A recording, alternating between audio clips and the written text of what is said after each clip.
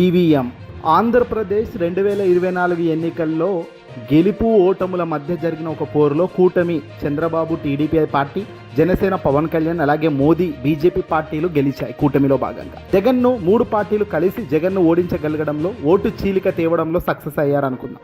ఆ తర్వాత మెల్లిమెల్లిగా ఈవీఎంలతోనే గెలిచారు అనే దానికి అనేక ఆధారాలు కళ్ళ ముందు కనిపించేలా బయటపడడం జరిగింది.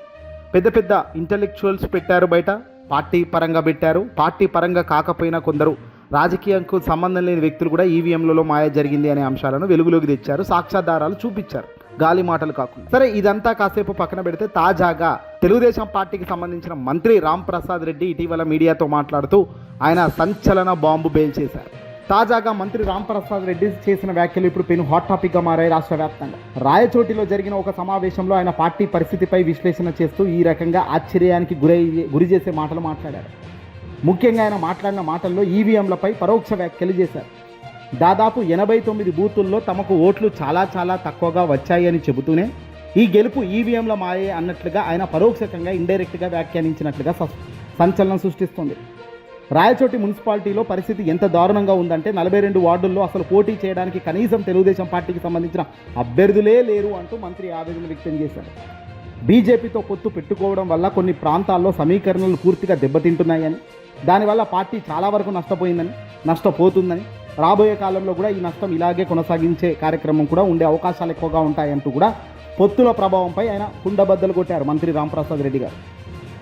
భవిష్యత్తులో ఇంతకంటే ఎక్కువ మెజార్టీ రాదు, రాబోయే కష్టాలను ఊహించుకొని ఇప్పటి నుంచే పనిచేయండి అంటూ కార్యకర్తలకు ఆయన అప్రమత్తం చేశారు.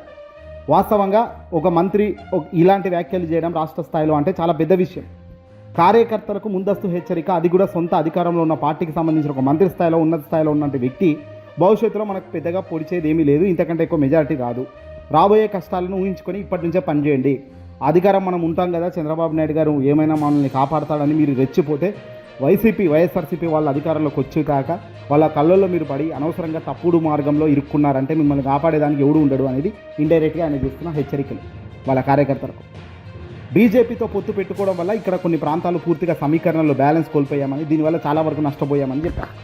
రాష్ట్ర వ్యాప్తంగా భారీ మెజార్టీ వచ్చినా సొంత నియోజకవర్గంలో పార్టీ గ్రాఫ్ పడిపోవడంపై మంత్రి చేసిన ఈ ఓపెన్ కామెంట్స్ ఇప్పుడు సోషల్ మీడియాలో వైరల్ అవుతున్నాయి. మొత్తానికి ఆయన చేసిన తప్పు ఏమీ లేదు, ఈవీఎంల మాయో, అభ్యర్థులే లేరు లాంటి కీలక పదాలు ఆయన ఒత్తి పలకడంతో ఇప్పుడు ప్రజల్లోకి ఇది బలంగా వెలుగుతుంది. ముగింపులో ఆయన చేసిన వ్యాఖ్యలు ఏంటంటే, జాగ్రత్తగా ఉండండి కార్యకర్తలారా, తప్పులు చేయకండి, ఉన్నది ఉన్నట్టు నిలబడి ముందుకు నెట్టండి.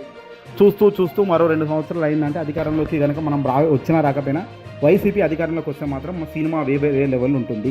అనవసరంగా తప్పులు చేసి ఈరోజు అధికారంలో ఉన్న వాళ్ళు చెప్తున్న మాటలు నమ్మి రెచ్చిపోతే మీరే ఇబ్బంది పడతారు, మిమ్మల్ని కాపాడేదానికి కూడా ఇంకెవడు ఉండే పరిస్థితి ఉండదు అనేది హెచ్చరిక చేస్తున్నారు. నిజంగా ఇది బాధాకరమైన విషయం. ఇలాంటి వ్యాఖ్యలు చేయడం అంటే, మంత్రి స్థాయిలో ఉన్న వ్యక్తులు ఇలాంటి వ్యాఖ్యలు చేస్తున్నారంటే ఇది పక్కా వాళ్ళకు కూడా ఇండైరెక్ట్గా తెలిసిన అంశమే.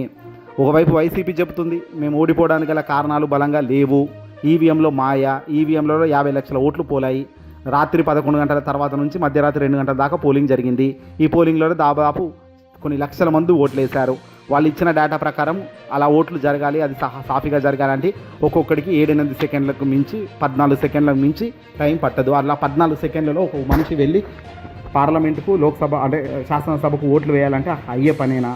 ఈవీఎంల మెషిన్లే 7-7 సెకండ్ల సమయం తీసుకుంటాయి.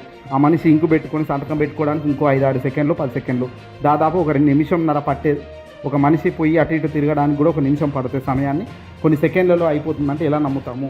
ఎవరి చెవిలో పువ్వు పెడుతున్నారు? ఈరోజు మంత్రి కూడా అదే చెప్తున్నాడు. ఏదేమైనప్పటికీ కూడా ఇలాంటి క్వశ్చన్ మార్క్ గెలుపులు రాబోయే రోజుల్లో చాలా అపవిజయానికి కారణాలు అవుతాయి. చేసే పనిలో వ్యత్యాసం లేదు, గెలిచిన విధానంలో నమ్మకం లేదు. కాబట్టి కూటమిపై నమ్మకం కూడా సన్నగిలుతున్న తరం కనబడుతుంది.